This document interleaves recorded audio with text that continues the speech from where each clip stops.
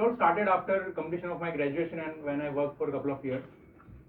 I started getting the question popping up in my mind that what is purpose of my life? Because we all are told from our childhood that you study well, score well in 12th, get admission in good engineering college, get a good job. So I did all of that. But then after working for a couple of years, the thought started coming up, what is purpose of my life? What I am supposed to do with this life? Because no one tells us what to do after that. We are being told only up to getting a job or getting married at least. So I started reading around. I also tried to look at the spiritual side, but being the kind of person who is quite rational and who always finds for justification, for explanations, I could not dwell deep into the spiritual side. I also posted on Facebook because in those days, whenever you used to open Facebook, it used to ask, what's in your mind? So I posted, what is purpose of my life? And I got quite funny answers because they all were like me only. I even got one of the answers, one of my friends said, your purpose of life is to create more lives. He's not wrong as well. So then I thought, let me make the question simpler. To know my purpose, I should know who am I. But the question is also not quite easy. The answer is not quite easy as much it seems.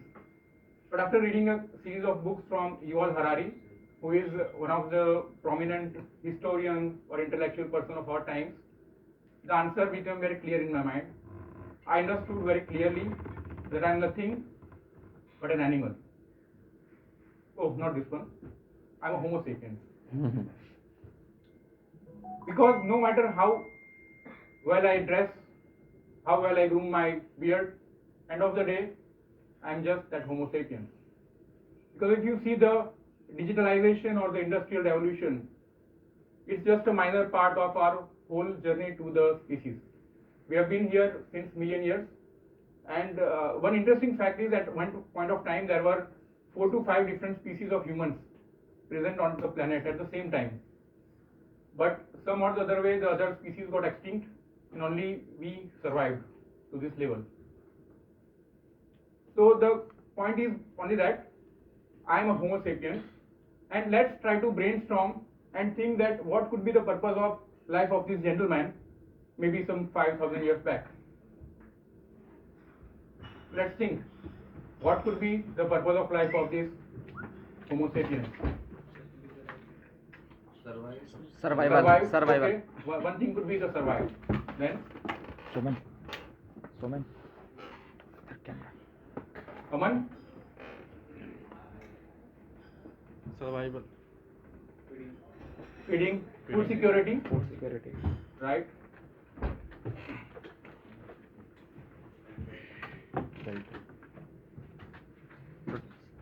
Okay, so what Protection all of I their could lives. think of? Yeah. Generation change. Expansion of offspring to ensure that the species survives. So the primary purpose of this gentleman standing here would be first food security. The second one would be shelter, protection from predators. The other one would be expansion of the offsprings to ensure that the species and his gene pool is passed through the other generations. But I thought that all of things are sorted for me. I don't have to fear from any predators. I have plenty of food security. So then what is the purpose of my life? Because the major purposes are sorted out. So after profound thinking, what all I think about is very simple, that the purpose of my life is nothing but to be happy. That what remains, that what seems to be more logical thing to do with our lives. So let's quickly know about what makes you happy. Starting from Rajiv sir. I want to know that what people think about happiness. We'll start with the seniors because they have seen more life. Yeah, sir. What makes you happy? What is purpose? What makes you happy? I could not get What it. makes you happy? I feel happy when I see that my surrounding is happy, and at least the people to whom I am connected, they are smiling, they are happy, they are contented. You see, I am not the Superman who can actually eradicate the poverty or unhappiness or sorrow from the earth. No, but at least we should try and see that we can find some reasons to smile. So I actually feel happy if I am able to help somebody. I actually really I feel privileged if by any means, whether it is by my own this thing, if I am able to make any impact or any kind of support to anybody, it gives me immense pleasure. I feel happy. Yes, And if that is I see somebody in my surrounding happy, this also gives me a lot of happiness. Yeah. Happiness through societal causes. Yep. If I see others happy, I feel happy. Things go in a right way or whatever you desire, that could You happen. strive and achieve, and that makes you happy. Anuj, Sujan, quickly. That's not Smile.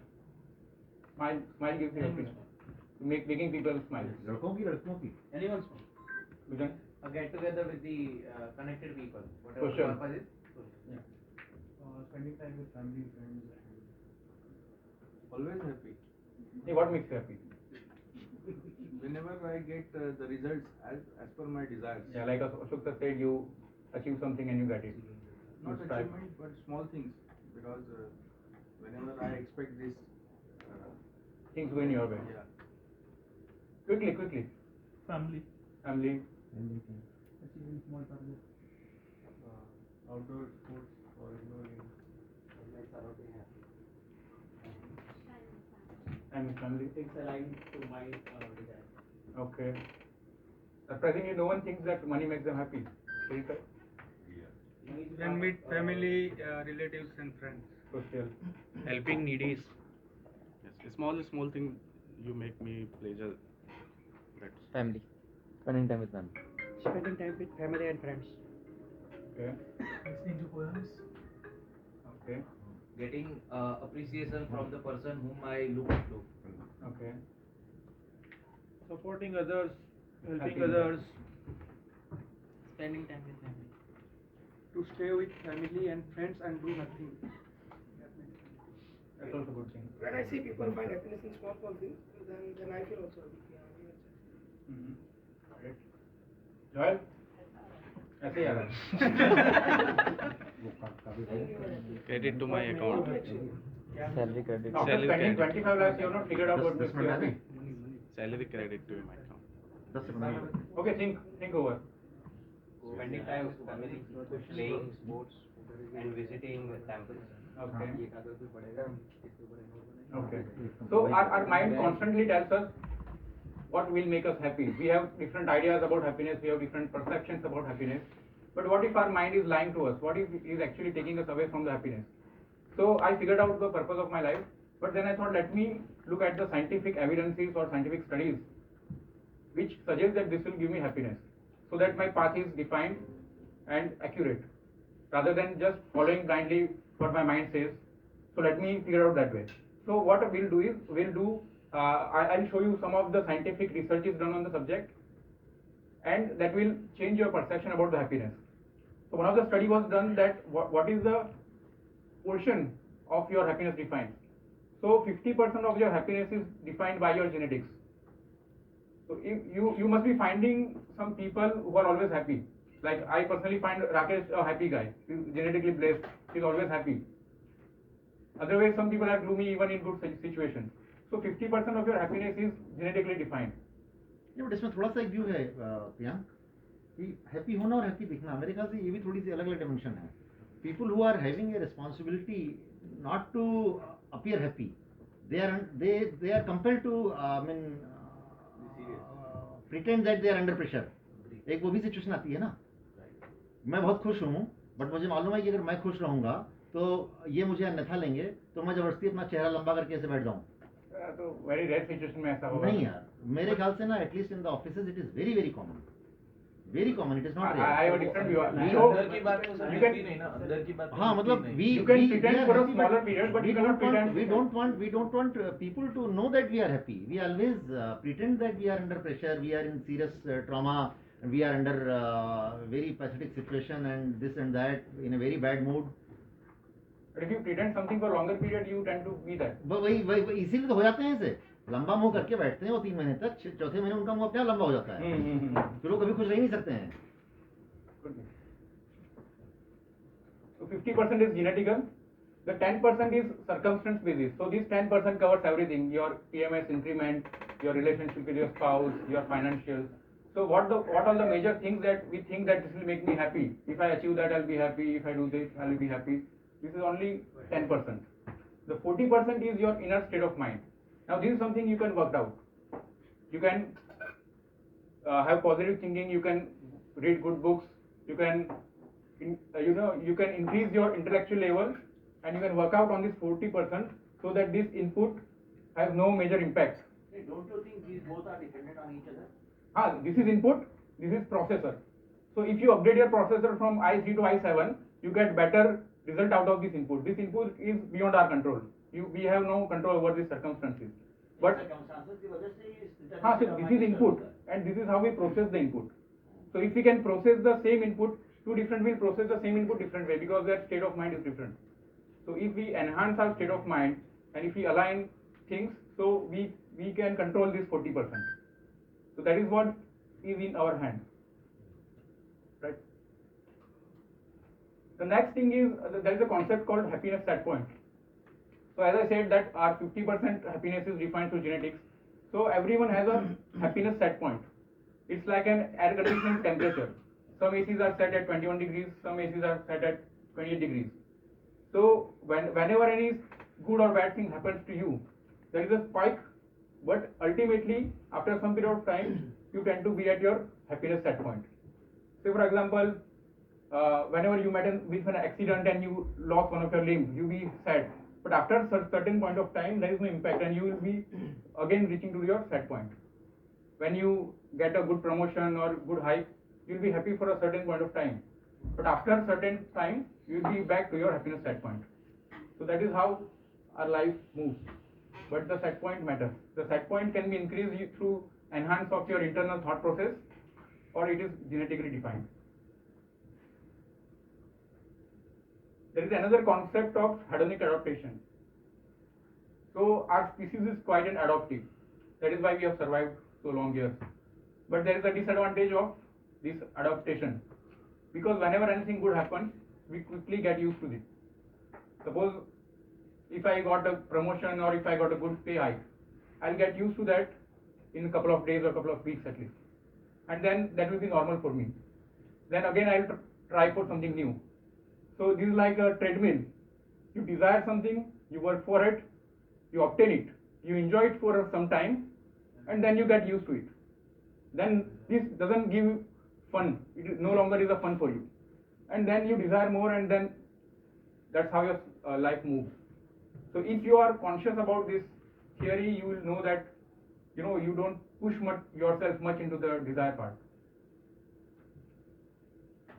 Now there is also a very common belief that money will make us happy. So there was a research done. It's a bit old research in 2010. So it said that there are 3 different type of mindset people: stress-free, not blue, and positive effect. So having very less money, and up to a certain point, it will increase your happiness for whatever mindset of people they are. But at a certain set point, there is a plateau. Then if you get more money, it won't increase your happiness. So it basically says that up to, if you can sustain well, and if you are financially well, so then getting any more money will not make you happier. And 75,000 in US is not that great amount if you see, because that is something what a person doing after masters get. In my time at least, that we used to figure. So money does not have that significant impact after a certain point of time. Then there is another concept of extrinsic motivation versus intrinsic motivation. So whenever you are doing anything through external factor, doing because you want to achieve something, because you have desire for something, or you are doing something in order to avoid any punishment, so that motivation is driven by external factors. So that is called extrinsic motivation. Versus if you are doing something by motivating yourself, you are self-motivated, you have intrinsic motivation, so you tend to be happier. So if you see the example, 2 guys are playing football, one is playing for cup versus the other is playing for fun. So the other guy would tend to be more happier, because he is internally motivated to do that job.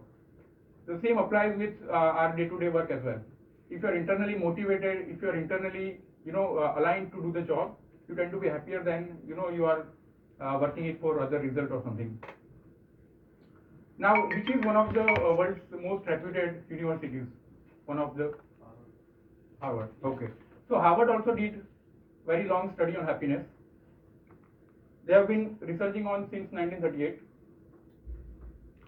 So how they do research is, they have selected a set of people, different ethnicity, different age group, different financials, and then they talk to them after 2 years interval.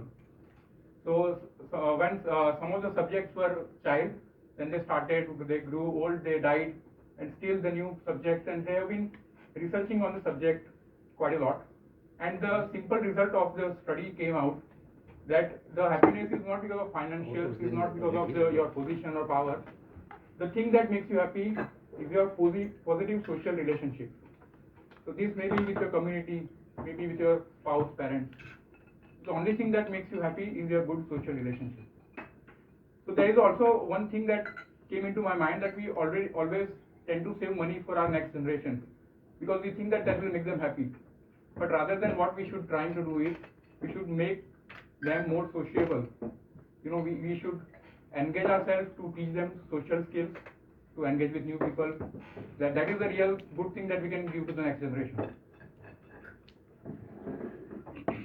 There is also a concept, or rather debate, on spending money on experiences versus spending money on stuff. We generally think that buying a great phone or spending a good car or bigger flat would make us happy. But spending on things does not tend to make you happier that much. It can make by spending on experiences. Because I clearly remember when I close my eyes and I want to relive my memory when I first scuba dived, I can really feel the goosebump in me because that experience is part of me now. But if I try to memorize how happy I was after buying my last phone, I don't remember at all. So we should be rather spending on experiences rather than spending on stuff.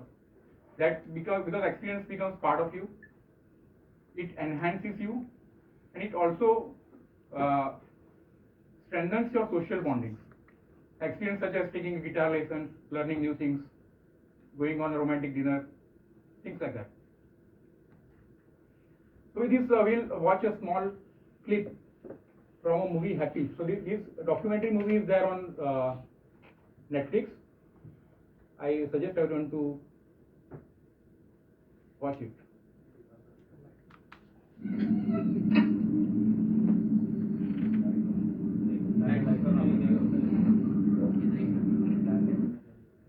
Right?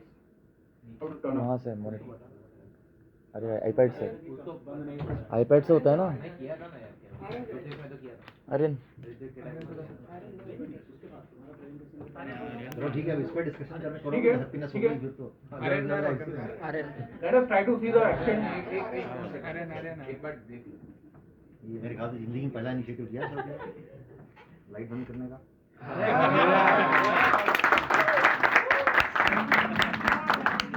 देख के आना कहीं देर में टकरा।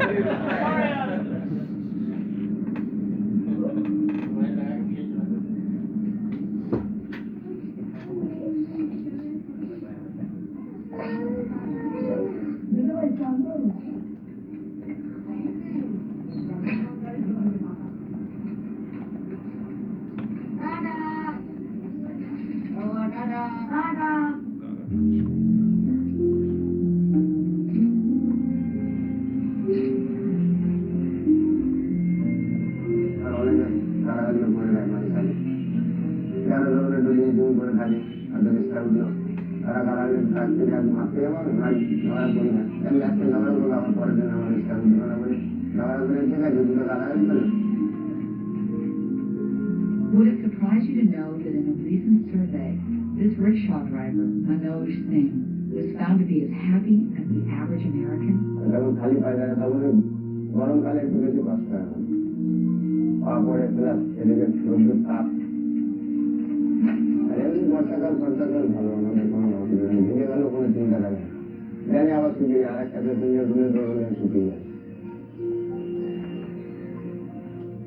সবাই এমন হলো।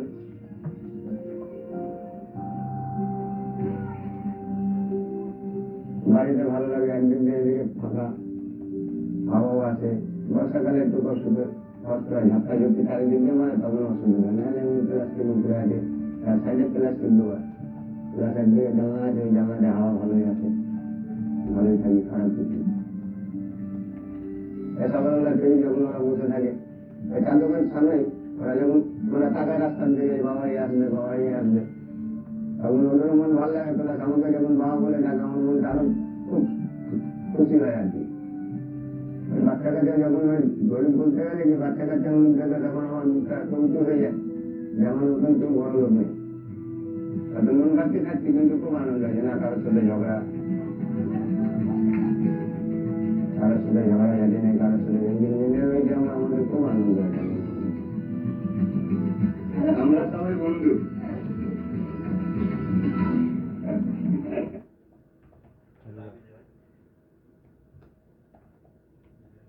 Aryan?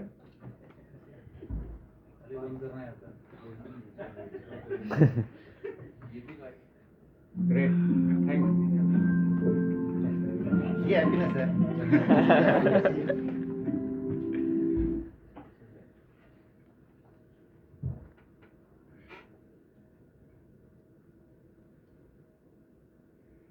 So we saw that rickshaw driver was as happy as an average American in spite of all the adversities. So all he could, because the reason that if I thought, it was the 40% of his mindset. He has processed it, he processes external information, and he is so positive about the life, his mindset, that he finds everything good. Even if he has his slum house, he finds it good, it is airy. And also he had very good social relationship with his neighbor and family, that is what I could think of. There is also a concept called flow. So this is a book I am recently reading. I have not gone through completely, but the brief idea I'll tell you. There is I call him Mihai Dada because his last name is quite difficult to pronounce. Csikszentmihalyi. So Mihai Dada said that happiness depends on the inner harmony. So there is a term called psychic entropy. Whenever we are trying to do anything, there are lots of thought and mind fog in our mind. So if we are aligning our attention properly, and if our attention and intentions are aligned properly, then whatever things we are doing, we are lost in it, and we lost control of time. We don't think what is the time, and we don't have any other thought, and that is the state of flow. And we tend to be happy in the state of flow. Whenever any guitarist is playing guitar, he doesn't think about anything else, he is just into that. So if we find this flow, we can find the boring task or repetitive task even enjoyable. So for example, I find helping my kid with homework quite a boring job. But if I am able to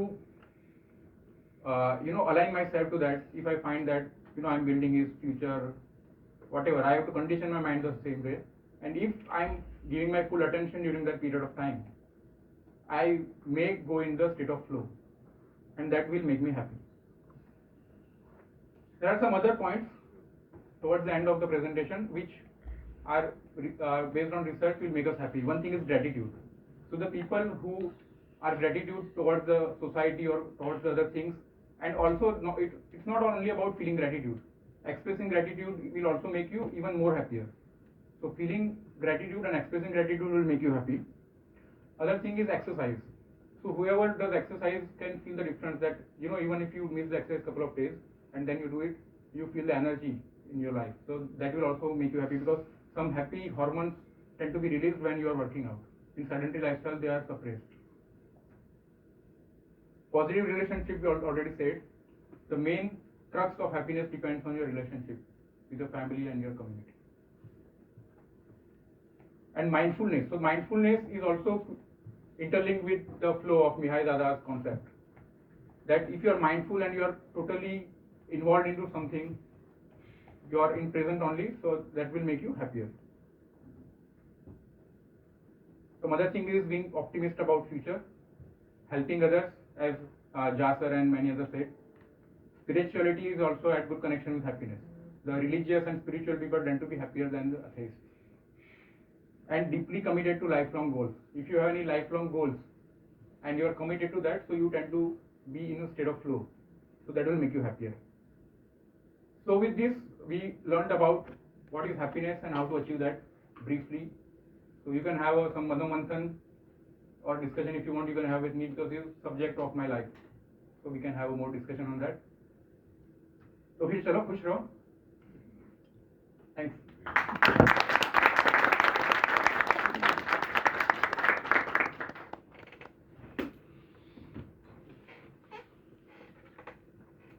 ये idea कहाँ से आया इस subject choose करने का?